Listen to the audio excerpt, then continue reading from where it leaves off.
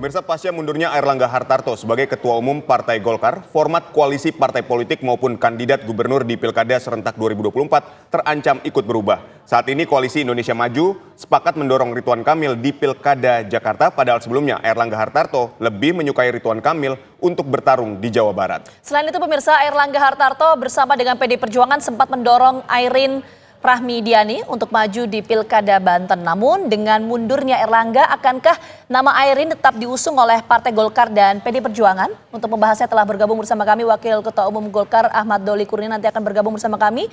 Yang saat ini sudah bergabung ada pakar politik Muhammad Kodari dan juga Direktur Eksekutif Lembaga Survei Poltreking Indonesia Hanta Yuda. Selamat petang semuanya, kita menuju ke Mas Hanta dulu. Mas Hanta, dengan mundurnya Airlangga Hartarto sebagai Ketua Umum Partai Golkar, kantong-kantong atau basis suara di pilkada mana yang petanya akan berubah, Mas Hanta? Ya, salah satu kelompok politik yang sekarang cukup tegang dengan mundurnya Pak Airlangga adalah para calon kepala daerah. Jadi sudah cukup banyak ya, sudah lebih dari 100 yang sudah dikeluarkan rekomendasi oleh Partai Golkar. Itu bisa jadi memang ada terancam terkoreksi. Tapi menurut saya tidak terlalu masif ya, karena terutama di kabupaten kota, daerah-daerah kurang strategis. Tapi mungkin saja nanti ada koreksi menurut prediksi saya di daerah-daerah yang sangat strategis. Nah, jadi yang menarik setelah Pak Airlangga mundur ini ada dua, bursa Ketua Umum Partai Golkar pengganti Pak Airlangga. Yang kedua adalah kemungkinan ada perubahan peta konstelasi, peta politik dan peta kandidasi di nama-nama pilkada-pilkada yang strategis.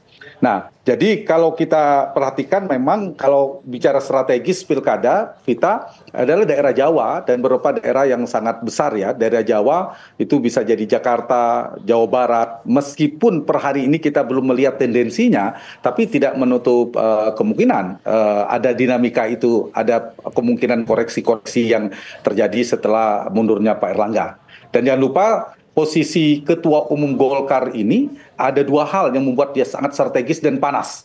Satu, di bulan Agustus ini seperti tadi kita bahas, semua tanda tangan Ketua Umum itu sangat penting. Kapanpun kalau mau diubah itu sangat bisa. Meskipun tadi sudah ada statement dari Pak Doli, kemungkinan tidak berubah, ya, tetapi bisa diubah kalau Ketua Umumnya berganti. Itu satu. Yang kedua, bulan September dan Oktober itu Ketua Umum Golkar sebagai veto player di Golkar memiliki hak veto, tanda petik, memiliki hak prerogatif mengirim nama-nama menteri-menteri yang akan dikirim kepada Prabowo sebagai presiden terpilih di bulan September Oktober prosesnya. Jadi sangat strategis sekali posisi Ketua Umum Golkar ini. Nah, dinamikanya apakah nanti ada perubahan? Kalau Jakarta begini, kalau Jakarta itu betul-betul ada kompetisi yang sangat tajam, kompetisi betulan, misalnya Anies Baswedan incumbent maju, maka nama Ridwan Kamil itu tidak bisa tidak. Tidak ada pilihan, suka atau tidak suka kelompok politik karena pertimbangan elektoral, maka Ridwan Kamil tidak ada pilihan. Bahkan wakilnya itu harus dicari yang memiliki aspek elektoral, kontributif secara elektoral di posisi cawagup. Tetapi ini juga sedang bergulir apabila di Pilkada DKI, kita bicara DKI saja selain Jawa Barat dan sebagainya, kemudian tidak ada kompetisi yang terlalu ketat. Kemungkinan koalisi Indonesia Maju terkonsolidasi semakin solid, Anies Baswedan semakin sulit, artinya gagal maju, lawannya hanya kota kosong atau calon perseorangan. Nah, kalau lawannya calon perseorangan atau calonnya adalah kota kosong lawannya, maka yang diusung oleh Kim adalah kandidat jadi, gubernur jadi. Nah, disitulah kemungkinan ada nama Kaisang yang bisa jadi menjadi nominasi yang diperhitungkan selain Ridwan Kamil. Apakah dipasangkan, apakah berpasangan, atau bisa ada perubahan komposisi. Karena itu menjadi variabel yang berubah karena kemungkinan akan jadi. Selain tentu nama Kaisang ada potensi di Jawa Tengah. Poin saya adalah ketika ada keinginan atau aspirasi politik dari aktor-aktor politik kuat, itu bisa jadi akan merubah konstelasi politik termasuk di Partai Golkar per hari ini. Baik, dari Mas Hanta kita menuju ke Bang Kodari. Bang Kodari, Anda melihat akan seperti apa kontestasi di pilkada di seluruh Indonesia? Atau kita ambil yang lebih spesifik, pertama di Jakarta, di Jawa Barat, dan di Banten. Terutama di Banten kalau kita lihat ada koalisi koalisi Banten Maju dengan 10 partai politik yang mendukung pasangan Sony Dimyati gitu. Kemudian Partai Golkar dan Partai PDIP ini kan mendukung pasangan Airin dan Ade gitu. Nah, Anda melihatnya seperti apa? Apakah di Banten misalnya atau di Jakarta dan di Jawa Barat, Anda melihatnya apakah akan ada perubahan ketika Airlangga ini tidak lagi menjadi ketua umum dan akan ada ketua umum yang baru? Pertama, menurut saya kita harus bagi soal pilkada ini dalam dua kategori ya. Aditya, pertama yang sudah dikeluarkan suratnya dan yang kedua yang belum dikeluarkan suratnya. Kalau yang sudah dikeluarkan suratnya, hemat saya tidak akan ada banyak perubahan. Terutama kalau kita bicara Jawa Barat dan DKI. Ya. Jawa Barat dan DKI ini buat saya satu tarikan nafas karena variabel Ridwan Kamil di sana. Jadi sebelum, menurut saya tidak akan ada perubahan yang besar di sana, bahwa Deddy Mulyadi tetap di Jawa Barat dan Ridwan Kamil ke Jakarta, siapapun lawannya. Karena sebetulnya ini sudah disepakati bahkan sebelum Ridwan Kamil, sebelum Airlangga Hartarto mundur. Yang dinamis itu kan sebelum Airlangga Hartarto ikut mendukung Ridwan Kamil di Jakarta dan Deddy Mulyadi di Jawa Barat. Tetapi karena sudah disepakati, saya kira tidak akan berubah. Mungkin yang masih mengalami dinamika adalah di Jawa Barat. Kalau patokan saya adalah pernyataannya Bang Doli Kurnia bahwa di Jawa Barat bahwa kandidat-kandidat yang sudah diputuskan itu tidak akan ada perubahan, saya membacanya kalaupun ada perubahan, wakilnya Airin yang tadinya mungkin Ade Sumardi ya dari PDI Perjuangan, bukan mustahil akan ke Andra Soni, karena saya pernah mendengar sesungguhnya format awal itu adalah pasangan Airin dan Andra Soni, bukan maju sendiri-sendiri seperti sekarang. Nah, yang nomor dua soal daerah-daerah yang suratnya belum keluar dan menurut saya cukup banyak, bisa saja terjadi dinamika. Di mana dinamika itu adalah kandidat Partai Golkar yang tadinya akan keluar atau berseberangan dengan Koalisi Indonesia Maju, ada kemungkinan akan mengerucut atau akan bersama-sama dengan Koalisi Indonesia Maju. Saya kira itu perubahan yang mungkin terjadi pasca lengsernya Airlangga Hartarto dari Ketua Umum Partai Golkar. Oke, tapi apakah kemudian juga akan berpengaruh terhadap peta pilkada, misalnya tadi belum dijelaskan spesifik di Jawa Tengah, itu nanti seperti apa? Apakah akan ada pengaruhnya di sana? Nanti kita akan coba bahas usai jeda berikut. Kami kembali hadir saat lagi untuk Anda. Oke, kita menuju ke Mas Hanta. Mas Hanta, kita tahu sebelum Pak Airlangga ini mundur jadi Ketua Umum Partai Golkar, ini kan peta di Banten yang merupakan basis suara dari Partai Golkar, itu adalah PDI Perjuangan berencana akan berkoalisi dengan Partai Golkar, mengusung Airin ya. Tapi apakah dengan pasca Pak Airlangga ini mundur sebagai Ketua Umum Partai Golkar, akan ada migrasi dukungan yang diberikan oleh Partai Golkar terhadap tokoh tertentu? Atau gimana Mas Hanta? Ya, kalau dari sisi Golkarnya sebelum Pak Airlangga mundur pun sudah ada suara dari Pak Doli, Bang Doli Kurnia ya kalau tidak salah sebagai Ketua Bapilu, Waketum untuk menginginkan supaya pengganti Dimyati itu mengawinkan Andra Gerindra dengan Airin dari Golkar. Tapi itu kan belum mendapatkan respon, mungkin sudah terlambat karena itu kan keinginan awalnya. Belakangan Pak Dasko Gerindra sudah membangun komunikasi yang sangat erat, terkonsolidasi hampir 10 partai ya. Nah itu yang mungkin harus dikomunikasikan. Apakah ini mungkin ada perubahan? Tentu saja ada kemungkinan. Tapi publik akan melihat akan beda sekarang ini. Karena Gerindra sudah terlanjur bersama Dimyati, apakah mungkin melepas sebegitu saja Pak Dimyati dilepaskan? Itu akan menjadi sedikit merusak citra di publik terhadap koalisi ini termasuk Partai Gerindra yang menjadi poros utamanya. Nah, yang kedua, apakah akhirnya mereka akan berhadapan-hadapan? Ya, kalau dari kepentingan Koalisi Indonesia Maju, tentu harapannya memang mereka bersama. Cuma tinggal bolanya menurut saya bukan di Golkarnya. Karena di Golkar pun sudah membuka komunikasi itu terakhir yang saya ikuti ya di media. Nah, yang justru sekarang apakah Kim minusnya Golkar itu menerima kemungkinan itu membuka potensi itu. Kalau misalnya dari sisi Gerindra membuka potensi itu sangat mungkin untuk kasus Banten. Sedikit saya tambahkan, Jakarta itu mungkin untuk posisi gubernur tidak. Karena Ridwan Kamil ini kan selain elektabilitasnya bagus, beliau juga adalah orang yang berjasa dalam pemenangan Prabowo Gibran. Kinerjanya bagus secara elektoral, personality dan rekam jejaknya juga bagus itu. Nah, yang mungkin dinamis di wakil.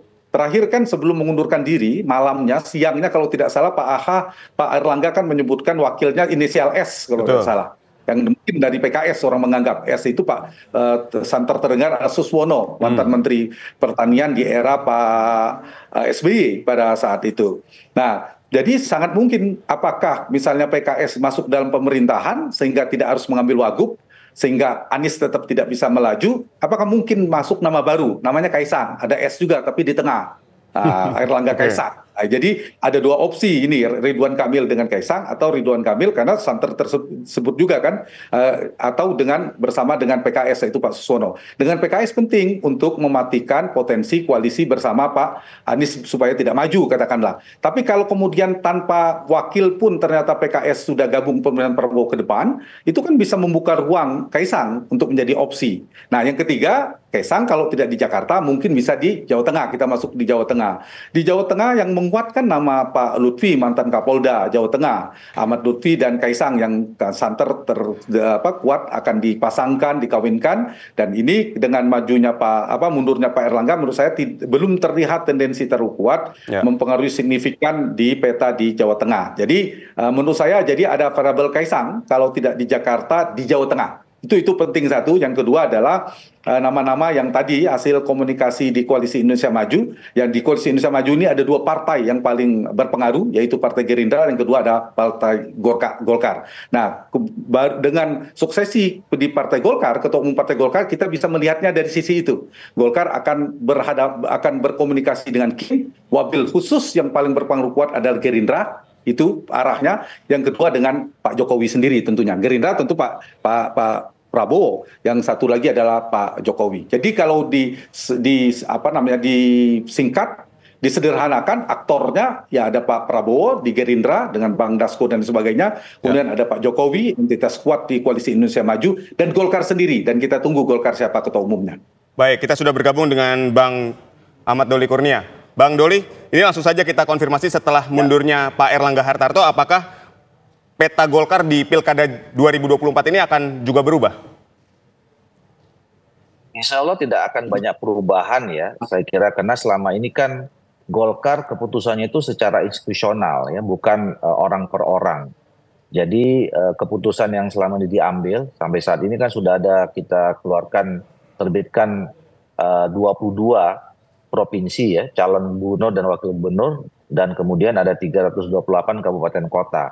Nah semuanya itu selama ini Bang Doli? Bang Doli? Ya, dilakukan secara dilakukan secara institusional. Jadi kalaupun terjadi pergantian ketua umum nanti, ya itu sebetulnya kami sudah punya juga mekanisme sendiri yang sudah bisa berjalan ya, sesuai dengan mekanisme, mudah-mudahan tidak terganggu. Oke, Bang Doli, jadi untuk khusus di Pilkada Banten, artinya apakah Golkar tetap akan mengusung kader internalnya Airin di Pilkada Banten? Ini basis suara dari Golkar kan karena Banten itu. Bisa dipastikan itu nggak? Seperti yang saya sampaikan beberapa kali, untuk Banten, selama ini kan memang Ibu Airin ini sudah kita persiapkan dari 3-4 tahun yang lalu. Bahkan kita sudah uji Ibu Airin ini apakah punya kekuatan elektoral atau tidak, dengan kita calonkan beliau kemarin di pemilihan legislatif, dan alhamdulillah terpilih dengan suara yang cukup signifikan ya. Nah tapi walaupun kita punya calon yang bagus, teruji secara elektoral gitu, tapi tetap saja di dalam peraturan undang kita kan pencalonan itu oleh partai politik dan gabungan partai politik. Kami tidak punya keistimewaan untuk bisa mencalonkan sendiri ya, makanya kami memerlukan koalisi dengan partai politik yang lain. Nah sampai sekarang kami terus melakukan pendekatan ya. Pertama tentu dari awal kita menginginkan sekali kalau bisa bersama-sama dengan Koalisi Indonesia Maju. Walaupun sekarang teman-teman Koalisi Indonesia Maju sudah sudah juga membentuk poros sendiri ya, kami sampai sekarang tetap terus melakukan pendekatan ya, mana tahu masih ada peluang untuk bisa kita bersama kembali, walaupun juga dengan partai politik yang di luar sudah terbentuk poros baru itu, kami terus melakukan komunikasi juga untuk bagaimana bisa Ibu Airin tetap bisa kita calonkan. Baik, lalu untuk Ridwan Kamil apakah tetap akan di Jakarta atau sesuai dengan elektabilitasnya dia tertinggi di Jawa Barat. Apakah akan ada perubahan setelah Pak Erlangga ini mundur? Saya kira tidak akan ada perubahan di Jakarta. Kami sudah memutuskan waktu itu satu paket ya. Kita sudah berkomunikasi dengan teman-teman Koalisi Indonesia Maju untuk menyepakati Pak Deddy Mulyadi di Jawa Barat dan Pak Ridwan Kamil di Jakarta. Nah, tapi kami seperti biasa tadi saya katakan, kami kan juga bukan hanya sekedar mendorong kader yang kami anggap terbaik, tetapi juga harus menyiapkan perangkatnya supaya memang betul-betul bisa berkompetisi menjadi calon gubernur dan kemudian ada pasangannya sebagai calon wakil gubernur. Makanya sampai sekarang di Jakarta ini kami masih menunggu proses akhir ya, pematangan dan mencari momentum kapan kami akan umumkan secara formal Ridwan Kamil dengan siapa partai-partai politik pengusungnya yang nanti kita sebut sebagai Kin Plus, termasuk juga pasangannya nanti siapa sebagai calon wakil gubernurnya. Baik, kita ke Bang Kodari. Bang Kodari, seberapa besar sih pengaruh nantinya Ketua Umum Partai Golkar yang baru untuk mengubah peta Pilkada 2024 ini? Sebetulnya untuk yang daerah-daerah strategis hemat saya sudah mengerucut ya sebelum Pak Erlangga itu mengundurkan diri. Tetapi dengan pergantian Ketua Umum yang baru, saya asumsikan bahwa justru kohesi dengan Kim itu akan semakin kuat, semakin mengerucut gitu. Terutama daerah-daerah yang saya katakan tadi belum diputuskan oleh Partai Golkar.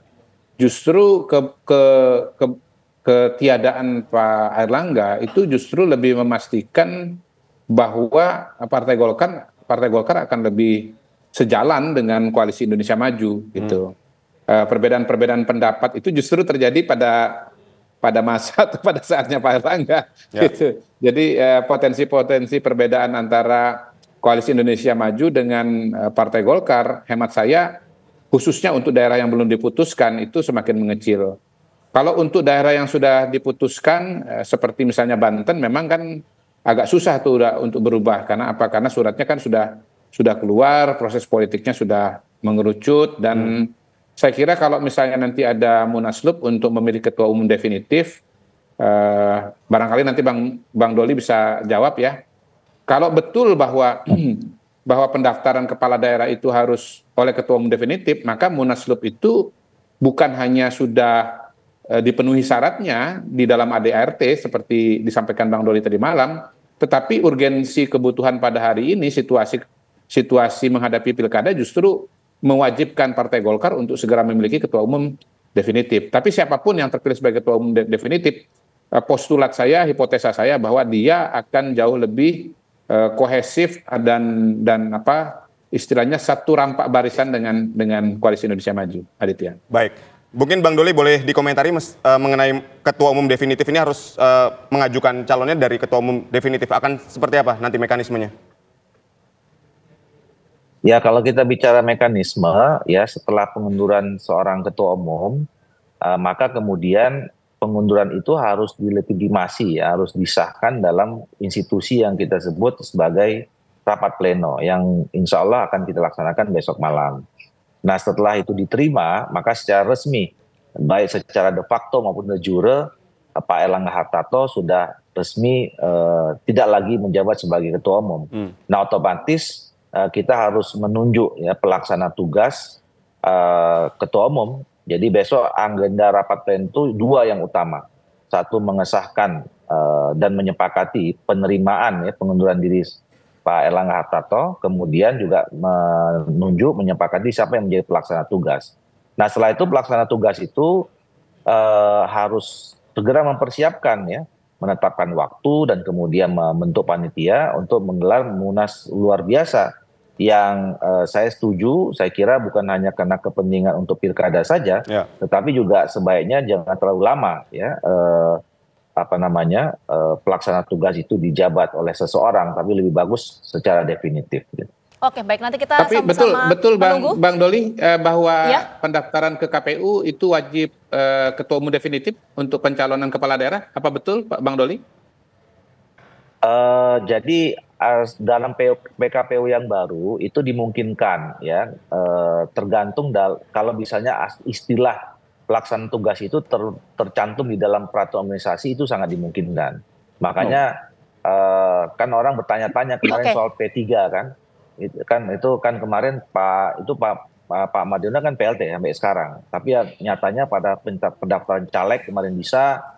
Nah, jadi memang di PKPU sekarang dibuat lebih agak fleksibel. Oke, baik. Nanti kita lihat konstelasi menuju kontestasi pilkada seperti apa dinamikanya. Sekali lagi terima kasih banyak Bang Doli, Bang Kodari dan juga Mas Hanta atas waktunya sudah bergabung bersama kami. Sehat selalu. Terima kasih.